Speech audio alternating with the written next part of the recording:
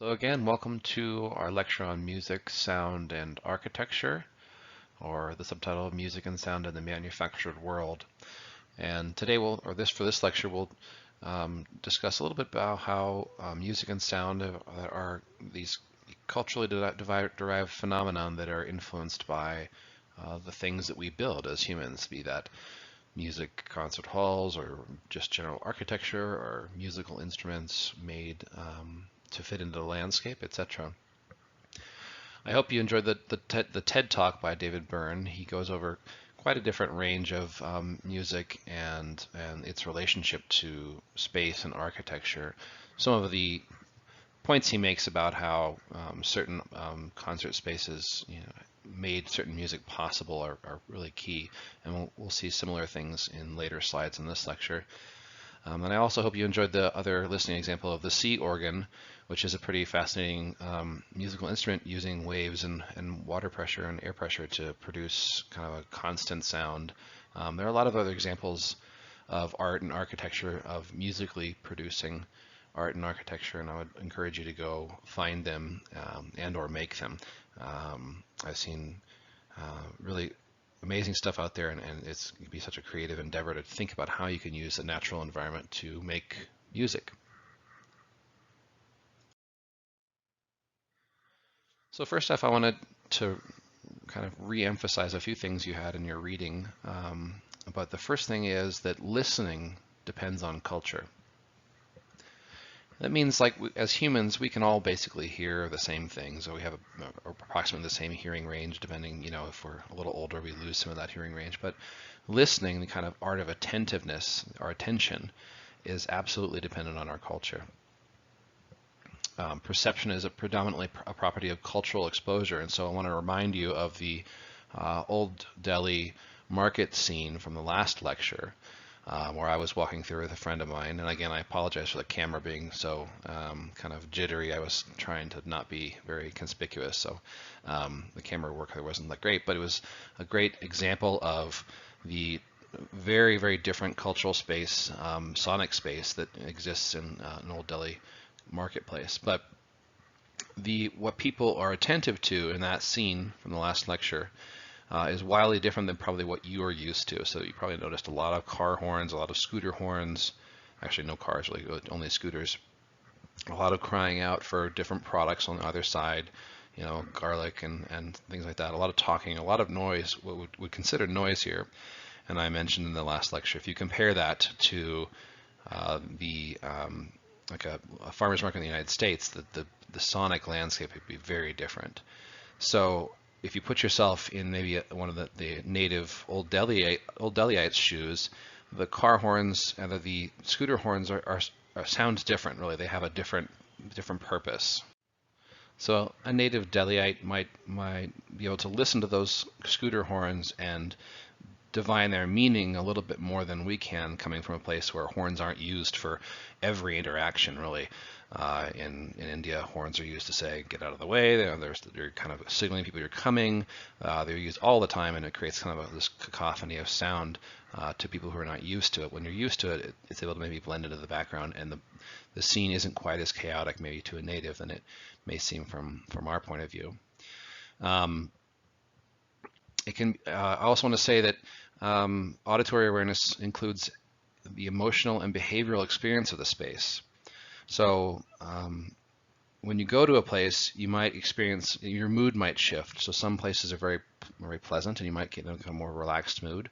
And the physical design, the architecture of the space can influence your mood and behavior, your emotional and behavior experience.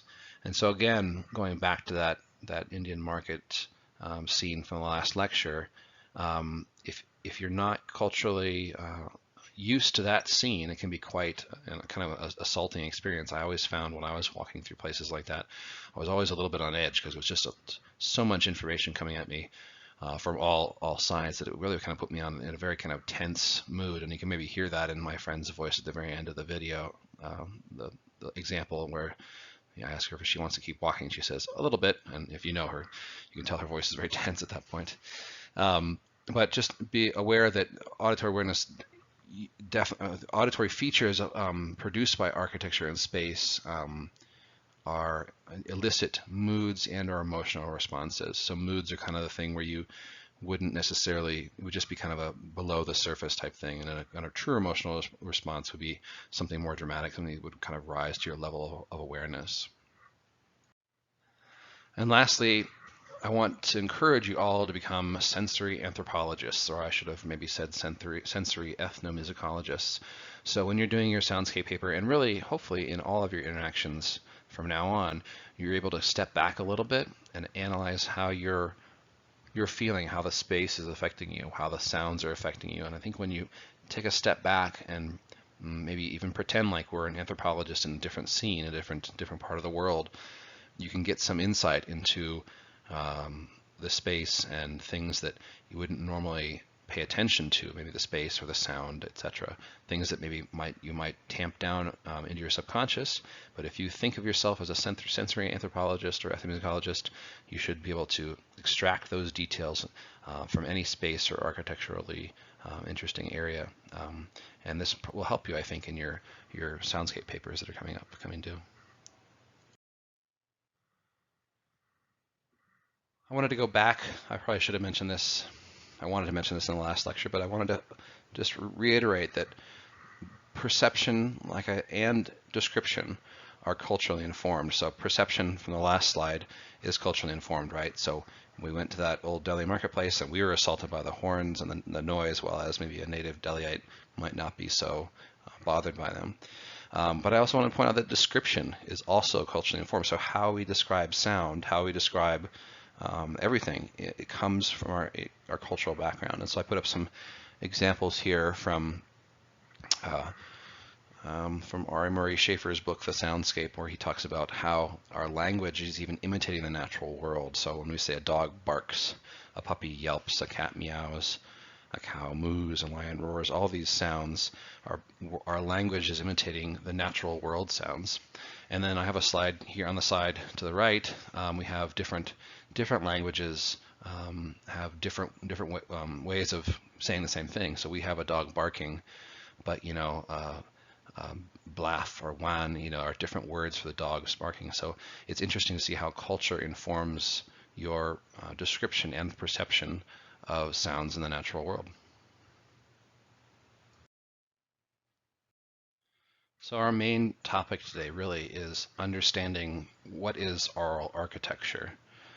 And a simple answer to that is aural architecture is a design or selection to create, intentionally or not, sonically interesting and or informative experiences. And so for example, in your listening examples, you have the sea organ produced by this music produced by waves in the ocean. That's a great example of aural architecture. The slide in front of you is another example, a very different example of aural architecture. This is an amphitheater, a Greek or Roman amphitheater, where they didn't have any amplification back in the day, but they were able to project their voices up to fill that space, and people in the back row could hear the play being performed without even any amplification. So this is an early example of aural architecture. We've had other earlier examples. In the last lecture, I talked about some of the cave drawings, and oftentimes prehistoric people would use caves as for their aural properties, and so we'll see a little bit more of that later on in the lecture. There is a great article in the New York Times I would encourage you all to go look at. It's really fun, interactive, and it's an example of written by Michael Kimmelman, and it says, "Dear Architects, Sound Matter," and there's a bunch of interactive features that you can go and check out. But just in terms of how architecture influences sound, I want to give you a couple examples. So the first example will be kind of a hermetically sealed condo on the left-hand side. I'm going to play it for you if you have your headphones on, just to give you a little sense of the kind of what an inside of a very tightly sealed space is like. And when you're listening to it, think about what type of emotions are elicited when you hear this kind of spatial sound.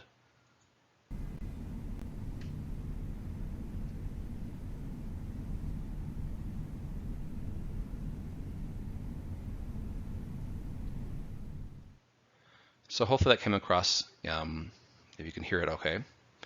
It's kind of this kind of a general kind of rush of the heating and air conditioning system. And to me, it feels, especially when I first heard it, it feels very kind of claustrophobic a little bit. And he contrasted that with an example of when you have windows open, you have the same sort of condo with the windows are open, you get a little more sense of space. And so here's an example with the windows open in a condo. And again, listen to it and think about what types of emotions or mood are elicited from just the background noise here, background space sounds.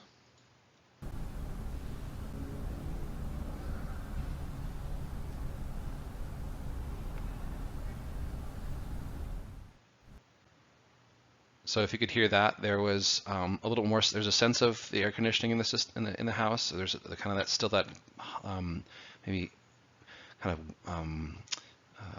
hum from the air, but there's also a sense of space and distance. You can hear some things outside the window. It gives you a little more freedom.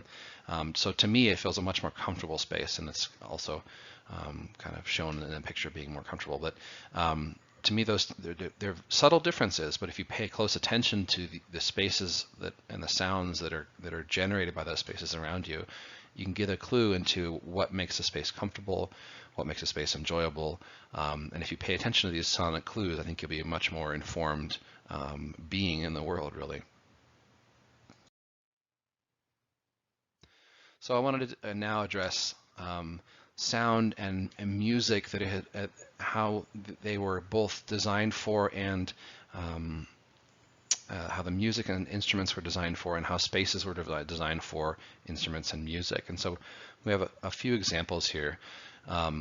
In the kind of top right of your screen, you have the Großer Musikvereinssaal in Vienna, which is one of them remarked as one of the concert halls with the best acoustics. And it's a shoebox kind of a shape, rectangular shaped concert hall, and it has kind of a longer reverb, and it's really meant for this type of style of music from, later Bach and Mozart and Handel and things like that. But it's just all consistently remarked as the best sounding concert space. This shoebox type of space really reflects the sound back towards the listeners quite quickly, and there's a lot of loss of sound or kind of delay. In different theaters, and we'll see some pictures later, that they're more fan-shaped, or they have lower ceilings, etc., and those really impact the sound. And so I would encourage you to go into different, especially if you can be on campus at CU Denver, you can go on campus and check out the sound in the concert hall spaces there and see how that is impacted by the architecture. This type of concert hall really kind of made certain types of music more possible. So this is a slightly larger space. In the upper left-hand corner, you have a violin, and I chose one with these gut strings, which are also below the violin. You can see them. They're an older type of string made from the gut of an animal, and this is the type of string that really was used for quite a long time. And the thing is that it changed the way, or originally the instrument sounded different. It had less projection. The violin couldn't project through a huge concert hall. It was much more designed for a smaller space or a salon. And so the technology behind making music kind of required a certain type of space. And so this concert hall you see on your screen in Vienna, you could have instruments that had gut strings that had a kind of a less of a projection to them, and you could have a few of them and make a nice concert for many hundreds of people.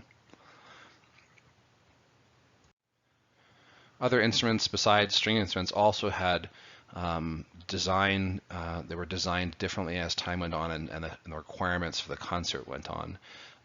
So many brass instruments had valves added, etc. And there's other modifications people made to instruments to make them be able to be played in larger spaces, in larger arenas. These design modifications they made to the instruments oftentimes smoothed out some of the tonal qualities of instruments. And I think we'll hear an example of that in the next slide. So at this point, I want you to stop and watch a short video about the kind of differences between playing on period instruments versus modern instruments. And there's a nice little short video about the sound of the forte piano, which is kind of the ancestor to the piano, the one that Mozart would play on mostly, and how that affected the sound, what differences are, and how this really affects the quality and the shape of the music. On your screen also, you can see an example of the differences of the Baroque bow versus a modern bow in orchestral pieces. And so on the left-hand side of your screen, you'll see, unlike a modern recurve bow, you have this kind of Baroque style curved bow, and that changes the way you perform music and the way it sounds to you. So briefly pause this lecture and watch the video linked down below.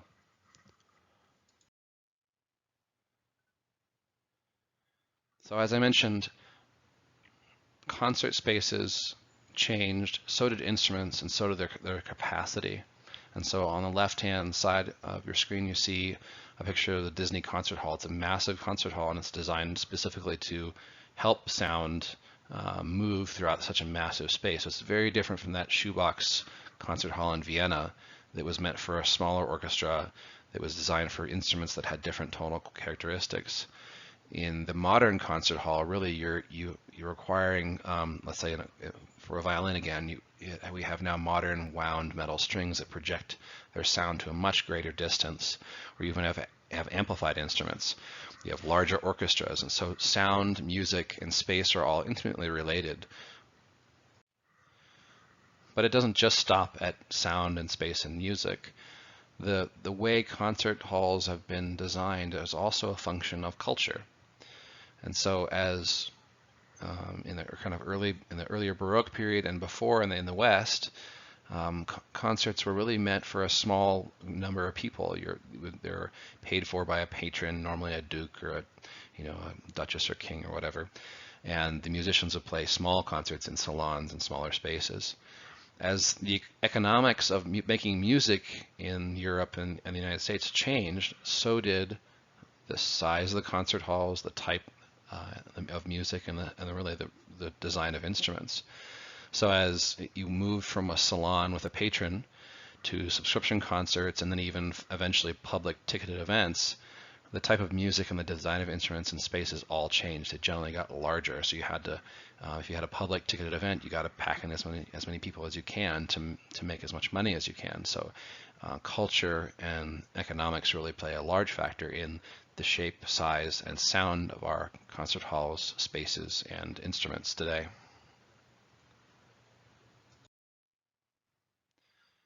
I'll give you one example for this. I was just recently at a Yo-Yo Ma concert at Red Rocks. I think it was August 1st or so. And this is something that it struck me as a little bit strange. It was one artist performing for 9,000 people in an open-air amphitheater. And yes, it was very beautiful. But without certain modifications, without certain technologies, and this wouldn't have been possible. As you see, he's playing there on stage just by himself, playing the Bach suites, but has many microphones around him to project that sound, because the sound of one lonely cello really wasn't able to fill up all of Red Rocks, but the microphones and amplification made it possible. It was interesting because it caused a lot of some issues. There was a little bit of wind blowing, so we had a lot of wind noise in the microphone, but other than that, it sounded okay. The audience themselves were extraordinarily quiet, I think, because if there was any kind of talking or much audience noise at all, I would have lost the sound for the concert entirely. There was a pretty big difference also between what you heard, the amplified sound, and you could just pick out, or from where I was sitting, you could pick out the natural sound of the cello. And there was quite a big difference there in the affect that the music gave. There was also a big difference in what you could see. So I could see, I was on your left-hand side, I was a little farther up than where this picture was taken, but I could see Yo-Yo Ma, okay, not very close. But they had large monitors to the right where they would show up-close view of him. And again, the natural view was very different than the monitor view. The monitor view is much richer in warmer tones and orange and red. While the real vision of Yo-Yo Ma was cooler and less saturated. So all these technologies really inform and change the way we experience music, and this is one one recent example where technology is absolutely essential for the concert to go on. I want to give you a different example of music from a different part of the world, but just saying that the demands of architecture and performance are not necessarily just only talking about Western music. So this is a picture of my sitar teacher giving a concert, and this is typically the way in the past Indian music concerts would be. There'd be a small setting. If you can see, the audience is right basically on top of them. This was a person's home, so there are probably 20 to 30 people in the room. A small setting that would be, you could hear each other and you could communicate, the artist and the audience could communicate with each other. And again, like in the West, like when we moved from patrons, so in India there would also be kings or rajas paying for these musicians, as that moved away from that patron economic model to a public model, the venues got larger. So larger stadiums or concert halls where these musicians would have to perform. And that necessitated, really, that move to larger spaces necessitated amplification, so microphones, etc. You'll see some microphones in the picture here. I think it's honestly because musicians have gotten used to that type of, that ability to play extremely quietly and yet have their voice projected or be able to hear all the subtleties, or in this case it actually was for recording too. There's an interesting story from when I was doing my research in India.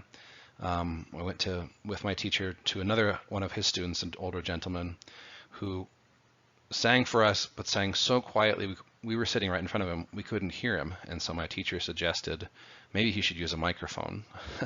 And the student became very upset because he felt like he was losing, if he was to use a microphone, he'd be losing some of that intimate quality of his voice. And he complained about the kind of the crooners, as he called them, the guys who used the microphone and kind of sang into it like they were in love with it. And he was really put off by the suggestion that he should use a microphone, even though it was absolutely necessary at the time. So microphones they change the way music is performed. They change the ability of people to perform in space, and they also change the type of music that's able to be performed as well. So another technology that is related to space and related to economics and related to culture that really impacts sound and music. Another example just on the flip side of this is Ravi Shankar at the Monterey Pop Festival in 1967, and he was playing in the morning here in a big open air area. There's only way this could happen is with amplification. So this is, if you haven't ever seen it, it's a great concert, you should watch it, but you have people in the audience like Jimi Hendrix and The Who were listening to Ravi Shankar play in 1967. A great concert, but again, because of the space, because of the architecture, there's no way this type of concert could have happened without amplification. So moving on to a few other aspects from your reading, really. So the idea of an auditory subculture is an interesting idea, and I think something you should keep in mind when you're doing your soundscape paper and also just from here on out. But an auditory subculture is just a group of people who share similar feelings towards some aspect of oral architecture. These can include, like I mentioned in your reading, shamans who used caves to amplify their voice or give power to their voice in music, or how maybe a priest in the Catholic Church would use the grandeur of a cathedral to amplify not only their own word, but in effect they're amplifying God's word. And maybe even this also applies to a film director who uses sounds to evoke place and kind of immerse the viewer in even further in a story. So these are all different types of audio subcultures: shamans, priests, film directors. I want to challenge you to think of other types of audio subcultures that deal with audio, with oral architecture, really, or trying to evoke a sense of music or a sense of sound, using that to evoke a sense of place or for a specific purpose. So think about what audio subculture you might fall into, or how certain people love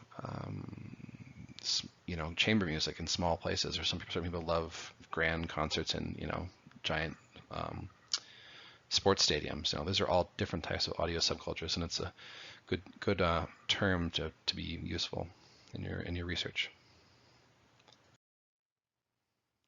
So just as a reminder of what we've talked about a little bit, that spaces and architecture elicit behavioral and emotional responses. And so try to recognize what mood and or emotion is being elicited from you by the architecture. So the emotions are caught up in oral architecture very much so. In your paper, I would like you to include ideas of sonic memories or emotions or moods that are elicited by the space you're in. So if you go to a place and it instantly reminds you of something in your past, it's a fascinating thing. It can be related to the sound, it can be related to the space or the smells of a place, etc. But try to tap into memories and or emotions that are you're experiencing while you're doing your soundscape research. And lastly, your soundscape research for your paper, you should go to a place, you should observe, kind of detached, observe and listen. But at the end of that, you should participate. So maybe snap your fingers, sing, hum a little bit, but add your voice or your sounds to the soundscape, and then listen back. How does that change it? Or is there something about the place that you are that is influenced by your presence there? So including yourself in your own research is a really key thing to do, including your presence. So you're not some kind of godlike figure above the fray, but you're actually situating yourself in the scene. It's a very useful and helpful thing to do. So let's talk about auditory spatial awareness, which is it's how we are aware of ourselves in space. And it's a pretty simple thing, but it is made up of three different components. So there's sensation, when the sound first reaches your body and your ears hear it, or maybe even your body feels it if it's a lower frequency sound, where it'll maybe make your body resonate. So sensation is the first thing you have to happen when you're in a space and you're experiencing sound. Perception, which is you've recognized the sound. You are you know what it is, you know where it's coming from, or you're recognizing or you're perceiving and recognizing the sound. And then the third thing that is a component of your auditory spatial awareness is the affect or the meaningfulness. So your body has sensed it, your ears have sensed it, your mind has recognized what it is, or if you don't know what it is, that's also some type of recognition. And then the affect or meaningfulness of that sound plays a huge role in your auditory spatial awareness. So these are three things. Maybe you want three. It's a way to break down the soundscape that you're in. And so if you think about soundscapes in your auditory spatial awareness, according to these three different categories, really, it'll help you break down and analyze the scene.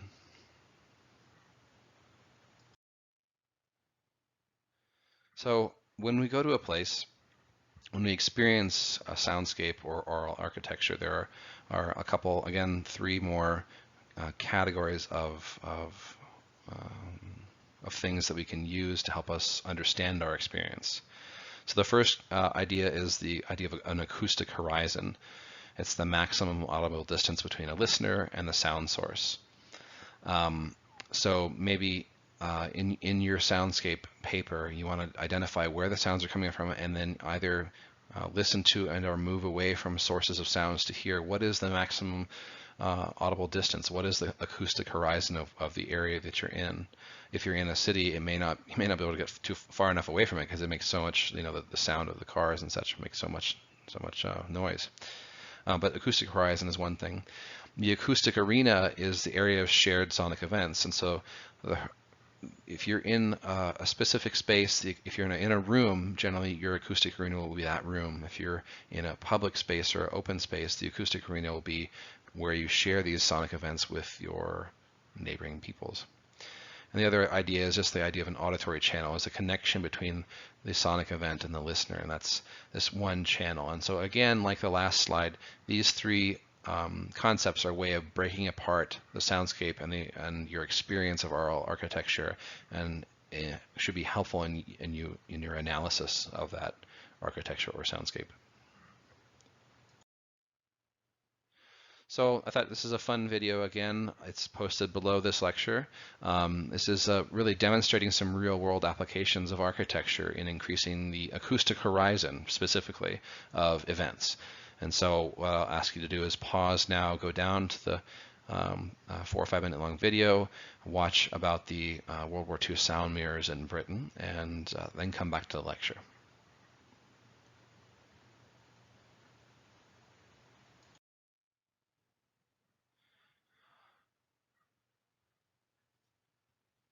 Oral architecture is like everything we're going to discuss in this class. It's culturally informed. So there are differences between how architecture is used to influence the sonic events of a place. And so I've chosen some beautiful slides from some of my time in India. And this is a very specific architecture. It's kind of they're called jarukas. They're homes or residences, or they're museums, but they were homes or residences in Rajasthan, where they had this really intimate and really intricate stone screen carving. So all the things you see on the screen are made out of stone. They're carved that way. And this was done because of the cultural space and the ideas about what is acceptable in this culture in Rajasthan. So oftentimes these screens would let the nice cool breeze blow through, because Rajasthan is quite a hot desert, but they would also be a sense of privacy. The homes in the area were oftentimes built around a central courtyard, where the king or the kind of duke or the wealthy person who owned these houses would hold their public affairs, or hold their businesses and even their leisure time in that public space. But because of the culture, women were generally kept separate. They were behind purdah, or behind a curtain, and these interesting stone screens, the carved stone screens, allowed the women to listen into the conversations, to see through into the public space, but not be seen themselves. And so the kind of zanana of the separate area for the women was really kind of made less separate by these screens. They allowed for sound and some visual cues to pass through the carved stone screen. So it's a really interesting and beautiful way that architecture allows a certain oral sense of a home to be kind of shared, even though women were kept separate from the men, other men not in the family, and from the public. This is very different from, I would say, a modern home in the West, really. You have the home was maybe designed around a living room, dining room, kitchen area, which is shared, but the rooms for men and women and parents, boys and girls, were always generally separate and closed off, and very acoustically separate. Normally, if you live in a cheap house, maybe the walls are thin and you can hear things through the walls. But for the most part, it's a different way of conceiving of architecture, and a different way of conceiving public space, and a different way of conceiving sound and communication, when compared with the courtyard and screened residences in Rajasthan. In the last lecture, excuse me, I mentioned about sound marks. Just like landmarks, these are sonic cues in an environment that are very key, and it's really important for you to note them down when you're doing your research for your soundscape. But sound marks, again, are especially important for you to identify your home setting. And so think about what maybe are some sound marks from where you live. But I want to identify a couple that are really important in terms of community sound marks, and identify how they're informed by culture, and how they kind of can give us a clue about what's important in a culture. So the first one is a church bell. So church bells were vital before the modern age, really, to chime out the time, to call people to church, to warn residents of the town of danger, etc. So the church bell was really important and unifying sonic sound, or a sound mark that helped unify the community and really communicate through space. And church bells also really represented the church and then the town government's authority over the town space. It provided a sense of community for the whole space, but in a very, very important way, those bells, because they're expensive to manufacture and it requires a big, big building to house them, they really conveyed a sense of authority in their being. And that's very different than maybe later on, after the Industrial Revolution, you had the factory whistle, which would go off at the beginning and end of shifts at factories. And that's another type of like community, like kind of a community sound mark, really, that can give us a clue to what's important in that culture. So the church and the government, the town government before the Industrial Revolution would kind of signal its authority with bells, and after the Industrial Revolution, for quite some time, the factory, the kind of the capitalist economic engine of the region, would signal its authority with a whistle, the factory whistle, and you, as you see on your screen, stay on the job until the whistle blows, and that really represents the corporation's authority over people and time. So interesting how sound marks can give you a clue to culture and to what's important and things like that.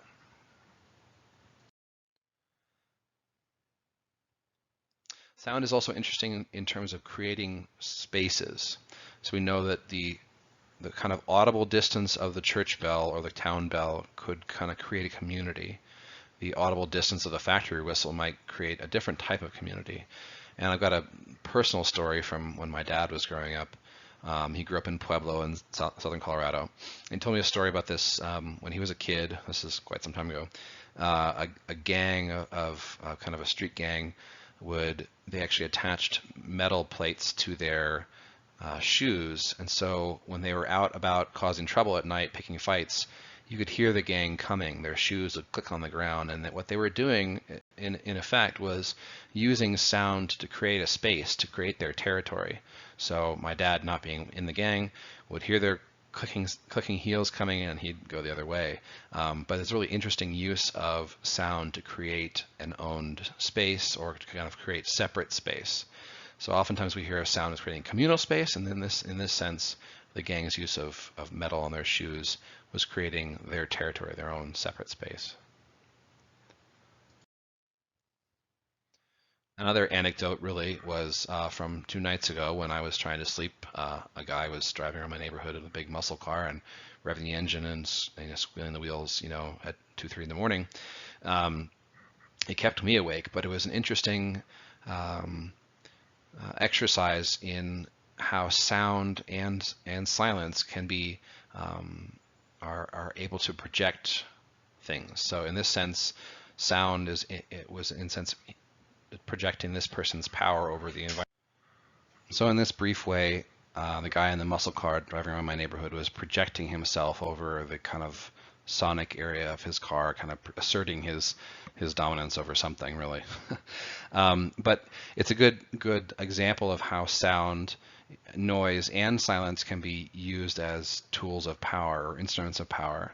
On your right-hand side of the screen, you have an old sketch of convicts exercising in a prison yard, and if you look closely, the convicts actually, their faces are masked, so they can't speak. I mean, they're walking around exercising in silence while the policeman stands there observing them.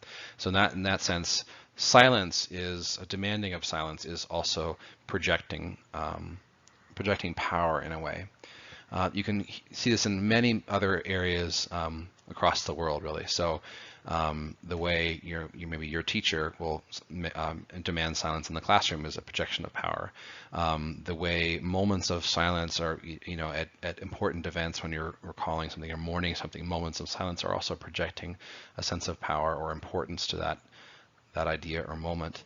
The call to prayer in Muslim cities is also asserting the kind of dominance of Islam over the city in a very audible way.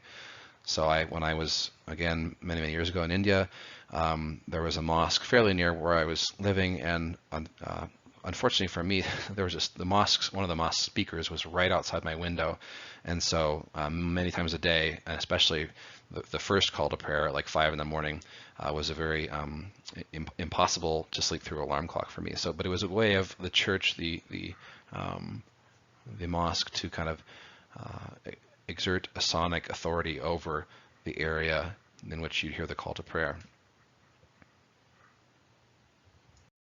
So to wrap things up, just want to reiterate some of the terms and ideas we discussed today in this lecture. The first one is that listening and hearing really depends on culture, and we had several examples of that throughout the lecture. That not only listening, but our perception of sounds and especially our descriptions are culturally informed. And I had that joke about how a dog barks or whatever it does in different languages, and that's kind of a good illustration of that.